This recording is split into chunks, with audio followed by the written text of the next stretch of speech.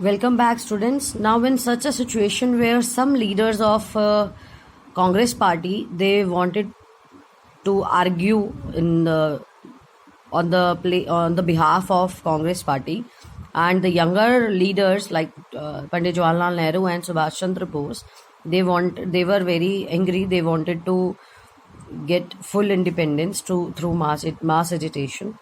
Now, in such kind of situation, there was the situation in Congress party is internal debate was going on, and the both people, the both kind of leader, they were strongly disagree with each other, and because of these reason, some effects were there because there is a internal fight, internal debate was going on. So what happened? The prices of the agriculture products it fell. It began to fall from 1926 and collapsed after some time, and demand of the agriculture goods also fell down.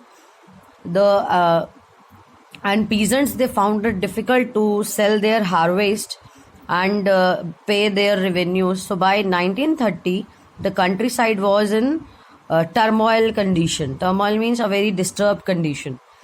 Now, against this background, because all these things were going on in India, so against this background, a new Tory government in Britain constituted one government was there in Britain, that is Tory government in Britain. It constituted a Statutory Commission under Sir John Simon.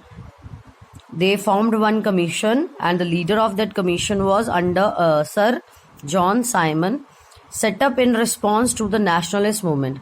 So this commission was set up in the response of these kind of nationalist movement, and the commission was to look into the functioning of the constitutional system in India. And this commission, what was the work of this commission?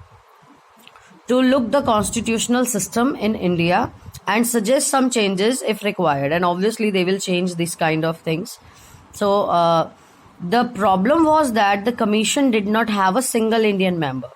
Now the problem is that in this commission, no even a single Indian member is there, those who can tell what kind of constitution should be there, because the constitution is for Indian,